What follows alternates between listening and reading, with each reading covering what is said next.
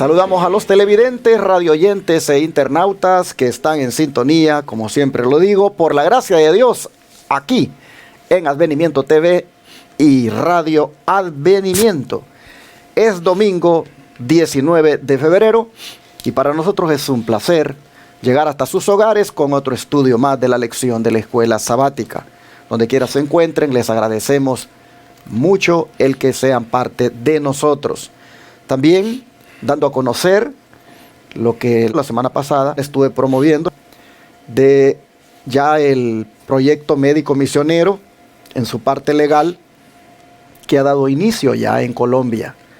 Nuestro proyecto médico misionero allá se llama Centro de Estilo de Vida Los Tres Ángeles Internacional y tiene su respectivo NID y su cuenta de ahorro, que ahí en la pantalla ustedes lo pueden ver, para que los hermanos colombianos que deseen ser parte de este ministerio en Colombia y quieran apoyarlo con sus diezmos, ofrendas y donaciones, lo hagan. Pueden consignar a esa cuenta de ahorro que nuestro ministerio tiene ahí en el Bancolombia.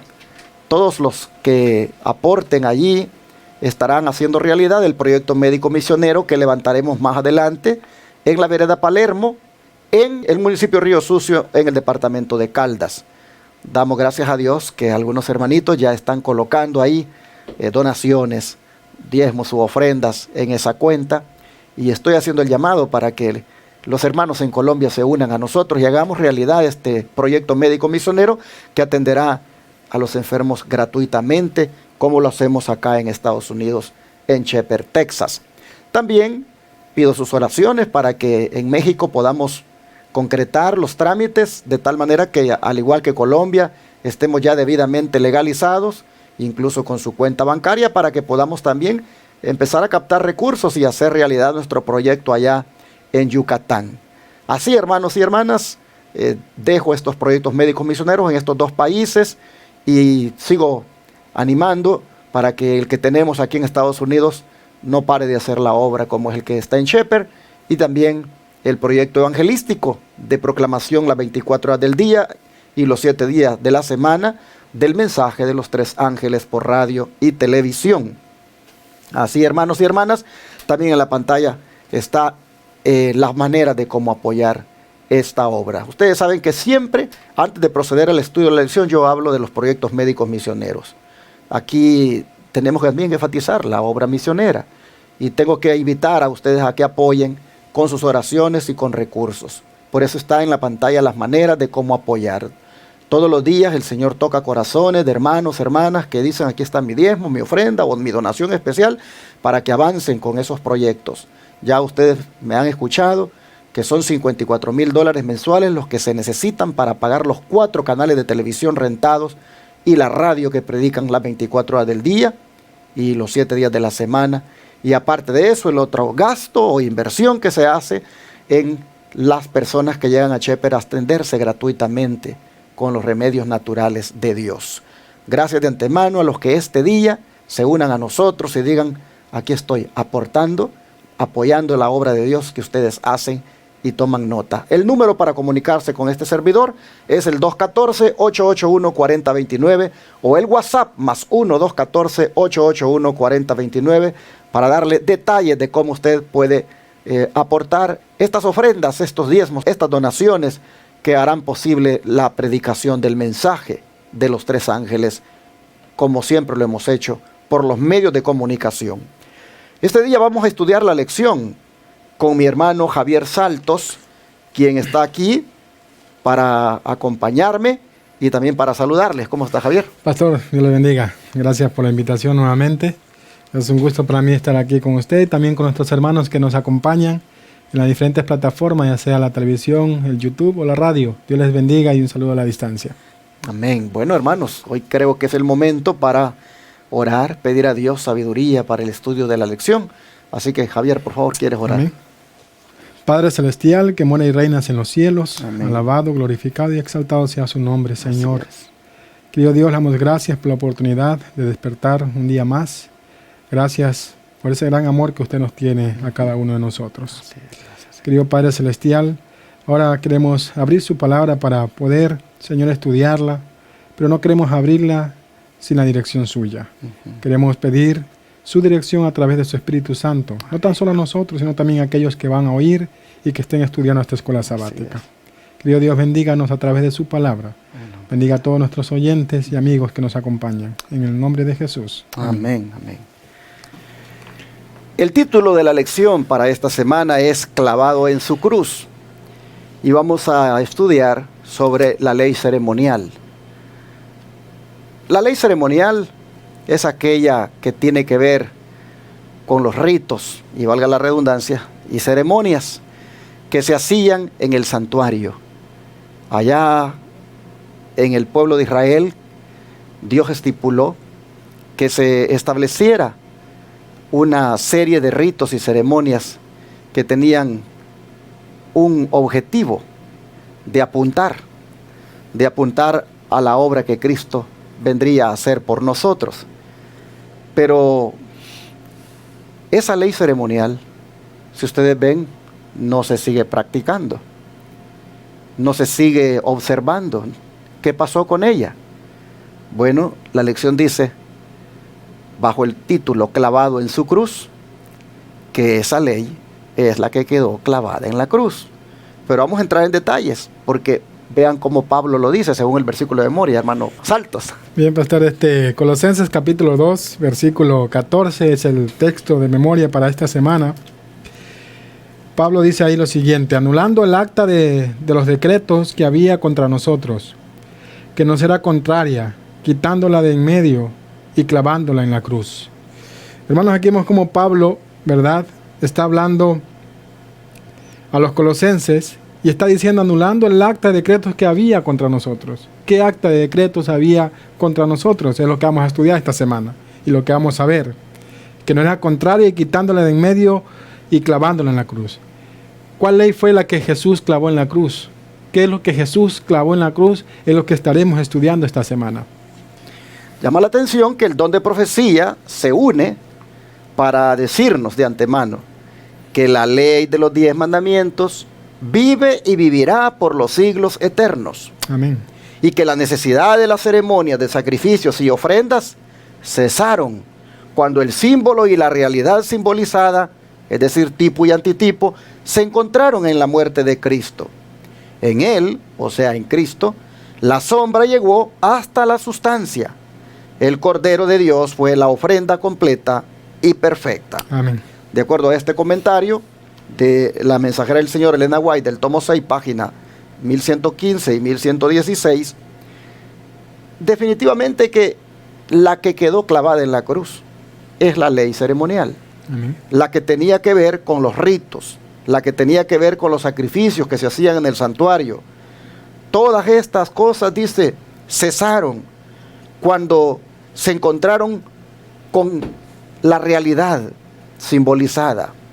Es decir, Cristo Jesús, cuando murió, allí prácticamente dio cumplimiento a todo lo que simbolizaban esos sacrificios, esas ceremonias en el santuario.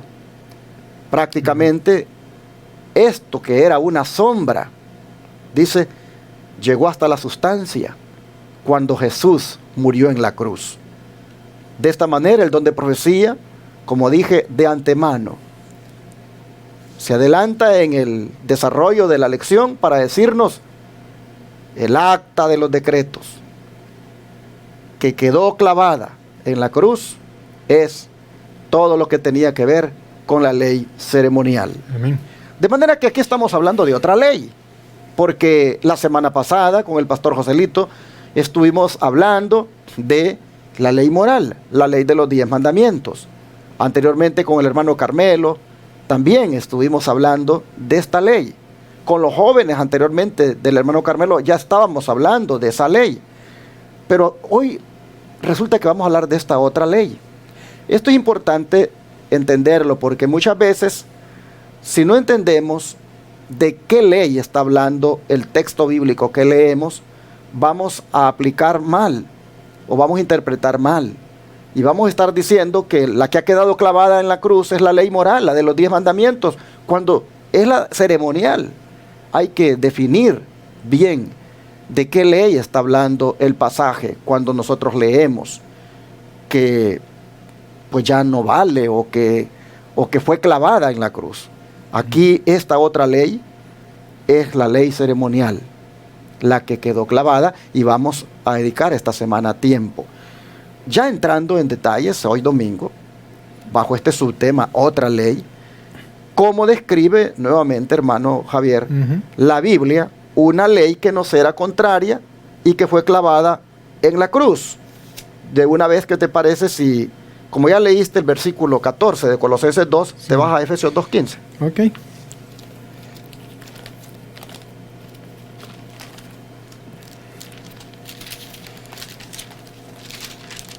El libro de Efesios capítulo 2, el versículo 15, dice la palabra de Dios: aboliendo en su carne las enemistades, la ley de los mandamientos expresados en ordenanzas, para crear en sí mismo de los dos un solo y un nuevo hombre, haciendo la paz.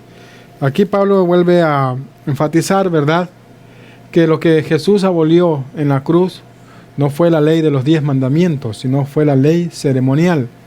La ley, como decía el pastor, de ceremonias, sacrificios y ofrendas. Esa es la que Pablo aquí está hablando, porque dice claramente la ley de los mandamientos expresados en ordenanzas. Cabe señalar que tanto este versículo de Efesios 2:15 como el anterior que se leyó del versículo de memoria y que aparece también ya desarrollado en el domingo, cabe mencionar de que son textos bastante similares en cuanto al punto que se está tratando. Me gustaría ahondar un poquito. Primeramente, cuando habla de el acta de los decretos que había contra nosotros, ese término acta en el griego es prácticamente un documento escrito a mano, también llamado documento de requerimientos. Interesante de ahí que no puede ser las tablas de la ley de Dios las que quedaron clavadas en la cruz. No puede ser la ley de Dios las que quedaron clavadas en la cruz. Porque la ley de Dios no fue un documento escrito a mano. Es decir, a manos humanas. Sino que fue tablas de piedra escritas con el dedo de Dios. Es muy distinto al acta, el documento escrito a mano del que habla aquí la Biblia. Llama la atención que cuando se habla de acta o documento escrito a mano, lo que realmente tiene de connotación más de fondo es un pagaré, algo que solamente se cumple cuando una deuda es saldada. Había un pagaré o había una deuda que los seres humanos teníamos y que solamente podía quedar eso saldado cuando pues se pagara la deuda. En ese sentido el acta era contra nosotros porque era un débito, era una deuda que teníamos. Pero cuando el Señor aparece y viene a este mundo para salvarnos y muere en la cruz, allí el pagaré ya queda sin efecto. Allí la deuda es saldada. Allí el documento escrito a mano o pagaré que había contra nosotros quedó saldado. Prácticamente en la cruz, el acta que había contra nosotros fue ya cancelada. Bueno, desde ese punto de vista.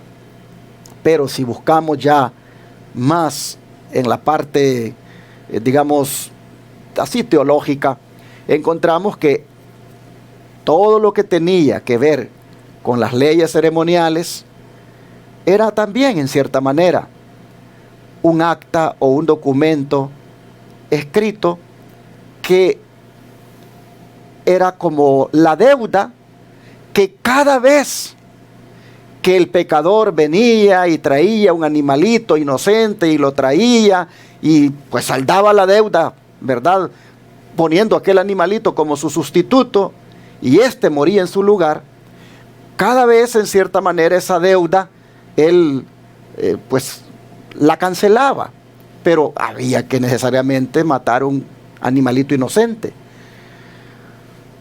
Si nosotros vemos la historia de los sacrificios, todo el tiempo que un israelita trajo un animalito para sacrificarlo, le recordaba de que él tenía una deuda. Pero ese animalito simbolizaba realmente a alguien que vendría y pagaría la deuda. El animalito era un símbolo de Cristo, pero cada vez que moría un animalito, al pecador le recordaba su deuda. Así que la deuda que había contra él, que era prácticamente morir él por su pecado, esa deuda que había contra él, Jesús viene y se adelanta y dice: yo la pago. Y al extender los brazos en la cruz, y ahí ser clavado, y ahí morir, ahí, hermanos, la deuda fue pagada verdaderamente. Pero todo el tiempo, mientras estuvo el pecador trayendo aquel corderito, le era recordada su deuda. Así que era un acta que había contra él, un pagaré que había contra él, un documento que indicaba que había una deuda contra él. Y Pablo dice: Jesús la pagó en la cruz. Y lo mismo es entonces como se debe entender Efesios 2:15. Algo que es similar. Hermanos, estos versículos, si ustedes se fijan, para nada están hablando de la ley de Dios. Si ustedes van al contexto, atrás, adelante, no están hablando de la ley de Dios. Así que pretender utilizar los textos para decir que es la ley de Dios, los 10 mandamientos, la que quedó clavada en la cruz, sencillamente lo que se está haciendo ahí es tergiversando las escrituras, torciéndolas para su propia perdición aquellos que hacen eso. Si tú escuchas en un púlpito que usan estos textos para decir que la ley que fue clavada en la cruz es la de los 10 mandamientos, mira, eso no tiene base lógica, ni podríamos decir ni teológica. ¿Por qué digo que no tiene base lógica?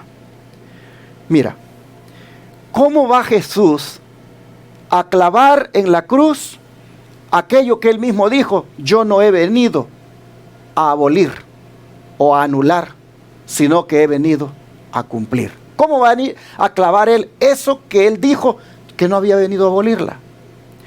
¿Cómo crees tú que va a clavar en la cruz lo que tiene que ver con el amor al prójimo y el amor a Dios? ¿Quiere decir que después que quedó clavado en la cruz no necesitamos más amar a Dios, no necesitamos más amar al prójimo? Si tú entiendes que lo que quedó clavado en la cruz es la ley de Dios, de los 10 mandamientos, entonces no necesitamos amar a Dios ni amar al prójimo.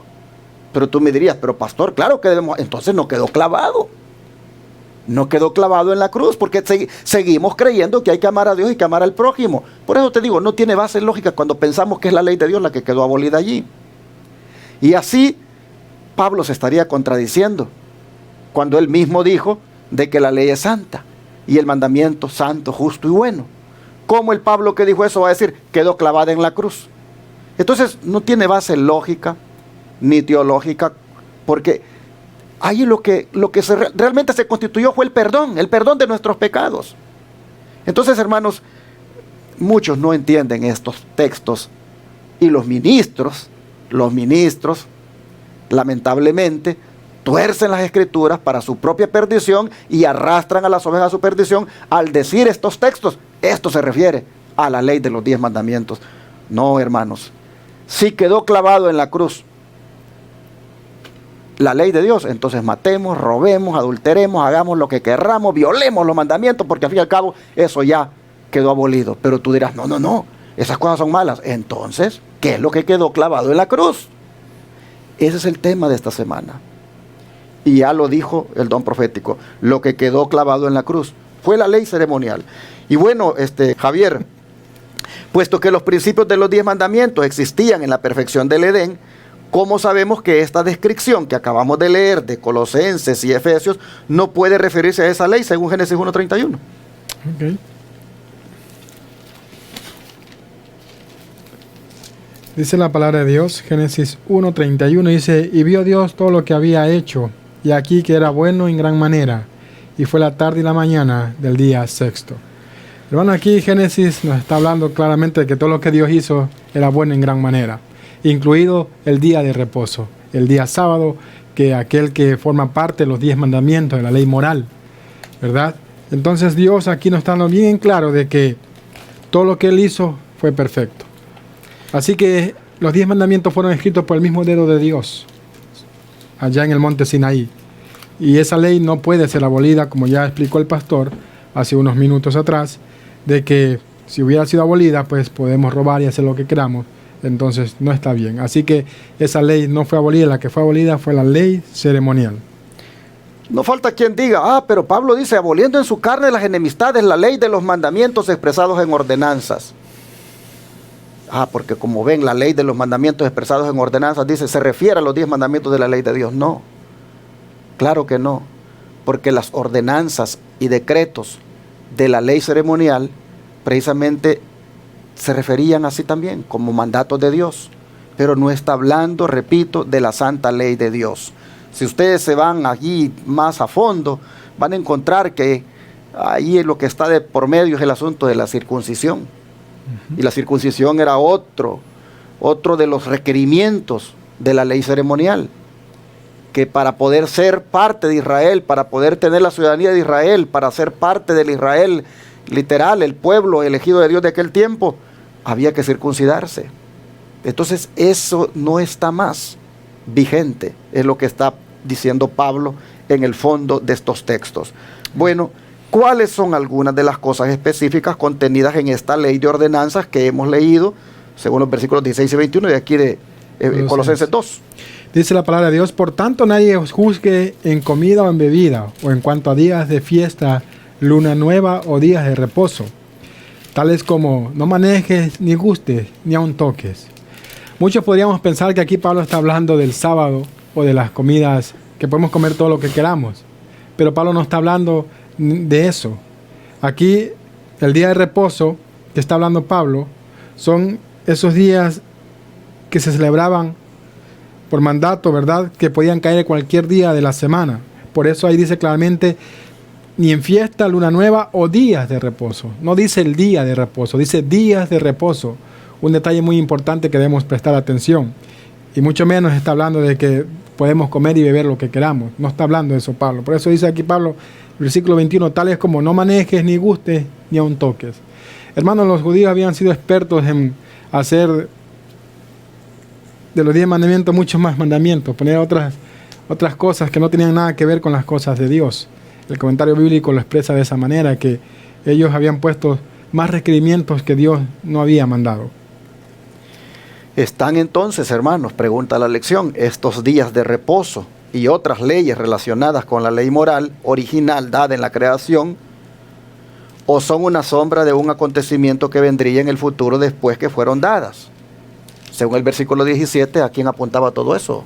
Dice la palabra de Dios, todo lo cual es sombra de lo que ha de venir, pero el cuerpo es de Cristo. O sea, toda esa ley ceremonial que se celebraba ya en el Antiguo Testamento, podemos decirlo así, hermanos, señalaban a Cristo, al verdadero Cordero de Dios que quita el pecado del mundo. Cuando la ley decía de que cuando caía tal o cual fiesta en su fecha para celebrarla, había de cesar de todos los trabajos, los judíos o los israelitas le llamaban a ese día día de reposo, aunque no fuera el sábado semanal, solamente por el hecho de que cesaban de trabajar, ellos le llamaban día de reposo. Y entonces, como caían las fiestas en cualquier día de la semana, hermanos, entonces ese día era día de reposo. Es interesante que Pablo ha hablado aquí de días de reposo, ¿verdad? Y señalando de esa manera que se refería no al día de reposo, porque días de reposo, estamos hablando en plural, ¿verdad? Como decía mi hermano, y día de reposo es algo singular. Así que los sábados que caían en días de semana, no en el sábado semanal, el del séptimo día, sino los que caían en día de semana, esos eran sábados ceremoniales. Y esos sábados ceremoniales ya no existen más. Esos fueron clavados en la cruz. La circuncisión fue clavada en la cruz. La de estar llevando corderitos fueron clavados en la cruz. Todas estas cosas eran símbolo de Jesús. Así que todas las celebraciones, todas las festividades y todo lo que tenía que ver con los sábados ceremoniales, hermanos, eso ya no se debe seguir guardando. Eso quedó clavado en la cruz. Si venía, por ejemplo, el día de la Pascua, por decir algo, caía un jueves, ese era un sábado, sábado ceremonial. Si caía un martes, era un sábado ceremonial. ¿Y qué cuando caía el sábado del séptimo día de la semana? Cuando caía en ese día, le llamaban sábado de gran solemnidad, porque era como doblemente bendecido, porque caía en el sábado, séptimo día de la semana, y al mismo tiempo ellos consideraban que era un día de reposo doble por la festividad. Entonces, sábado de gran solemnidad también se le conocía. Pero esos sábados ceremoniales son los que quedaron clavados en la cruz, porque esos apuntaban a Cristo. Esos eran una sombra de un acontecimiento que vendría en el futuro y que se cumplió en el Señor. Para cerrar, como dice el don de profecía. Dice de ahí la sierva: al bendecir el séptimo día en el Edén, Dios estableció un recordativo de su obra creadora. El sábado fue confiado y entregado a Adán, padre y representante de toda la familia humana. Su observancia había de ser un acto de agradecido reconocimiento de parte de todos los que habitasen la tierra, de que Dios era su creador y su legítimo soberano, y de que ellos eran la obra de sus manos y los súbditos de su autoridad. De esa manera, la institución del sábado era enteramente conmemorativa y fue dada para toda la humanidad. No había nada en ella que fuese oscuro o que limitase su observancia a un solo pueblo. Así que, hermanos, aquí ya la sierva nos está dando bien en claro de que Dios, al bendecir el día séptimo en el Edén, Dios estableció un recordativo de su obra creadora. De todo lo que Dios hizo, el broche de oro, podemos decirlo así, fue el día sábado. Y como dice aquí, su observancia había de ser un acto de agradecido reconocimiento para todos los que viviéramos en esta tierra, de que Dios es nuestro creador y legítimo soberano. Al guardar ese día, el verdadero día de reposo, hermanos, nosotros reconocemos a Dios como nuestro creador y legítimo soberano sobre todos nosotros. Así está escrito en Patriarcas y Profetas, página 28. Démosle gracias a Dios este día por nuestro Señor Jesucristo, quien clavó en la cruz el acta que nos era contraria. Amén. Quien clavó en la cruz el pagaré que nosotros debíamos pagar. ¿Quién pagó en la cruz nuestra deuda? La deuda que nosotros teníamos por ser pecadores. Gracias a Jesús, quien allí, como el Cordero de Dios que quita el pecado del mundo en la cruz del Calvario, pagaba por todas nuestras culpas, por todas nuestras rebeliones. Gracias a Jesús por tan grande sacrificio. Amén. Vivamos eternamente agradecidos con Jesús. Agradezcámosle porque pagó nuestra deuda. Pero precisamente porque pagó nuestra deuda, ahora por amor a Él, guardemos sus mandamientos. Amén. Sigamos obedeciendo la ley que Él dijo. No vine a anular, sino a cumplir. Sigamos nosotros, hermanos, sus pisadas, obedeciendo sus mandamientos por amor a que Él pagó nuestra deuda. Amén. Vamos a orar. Amado Padre, damos gracias por Jesús nuestro Señor, Amén. quien pagó nuestra deuda en la cruz del Calvario, Amén. quien hizo posible que tengamos esperanza y quien nos ha dado, Señor, esa salvación tan grande. Amén. Por su gracia. En esta hora nosotros pedimos que también seamos consecuentes con estas palabras de agradecimiento en una vida que sea de obediencia como la de Él, en una vida que sea como la de Él, de obedecer los mandamientos tal como Él lo hizo.